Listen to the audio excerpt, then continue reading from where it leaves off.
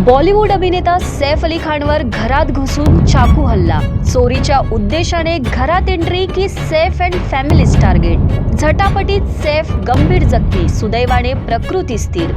नेमकं काय काय घडलं जाणून घेऊयात प्रभातच्या या स्पेशल रिपोर्टमधून।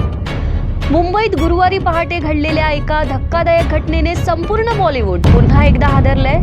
प्रसिद्ध अभिनेता सैफ अली खान यांच्या घरात घुसखोरी करून त्यांच्यावर चाकू हल्ला करण्यात आलाय। या हल्ल्यात सैफ गंभीर जखमी झाले असले तरी सुदैवाने त्यांची प्रकृती आता स्थिर आहे।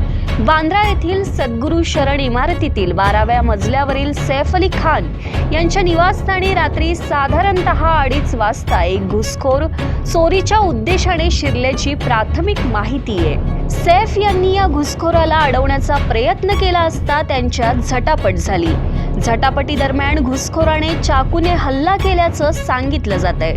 हल्ल्यानंतर सैफ अली खान यांना पहाटे 3:30 वाजता बांद्र्यातील लीलावती रुग्णालयात दाखल करण्यात आलंय।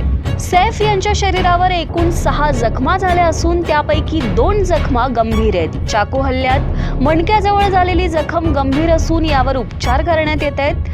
त्यांच्या डाव्या हातावरील जखमेसाठी प्लास्टिक सर्जरी देखील करावी लागली आहे। लीलावती रुग्णालयातर्फे देण्यात आलेल्या माहितीनुसार सैफ यांची शस्त्रक्रिया यशस्वी झाली असून त्यांची प्रकृती आता स्थिर आहे। सैफ यांच्यावर उपचार करणाऱ्या डॉक्टरांच्या टीममध्ये neurosurgeon doctor Nitin Dange, plastic surgeon doctor Leena Jain आणि एनेस्थेसियोलॉजिस्ट डॉक्टर निशा गांधी यांचा समावेश आहे। दरम्यान घटनास्थळावर पोहोचलेल्या पोलिसांनी तपास सुरू केलाय। घुसखोराने हल्ला का केला याबाबत अद्यापही माहिती समोर आलेली नाहीये। हा हल्ला चोरीसाठी होता की यामागे दुसरं काही कारण होतं हे शोधण्याचं काम पोलीस सध्या करतायत। या घटनेनंतर महाराष्ट्रातील कायदा सुव्यवस्था या विषयावर विविध राजकीय पक्षांनी चिंता व्यक्त केली आहे। भाजप प्रवक्ते राम कदम यांनी दोषींना कठोर शिक्षा करण्याची मागणी केली आहे, तर काँग्रेस प्रवक्ते अतुल लोंढे यांनी नागरिकांच्या सुरक्षेबाबत सरकारवर प्रश्नचिन्ह उपस्थित केलेत।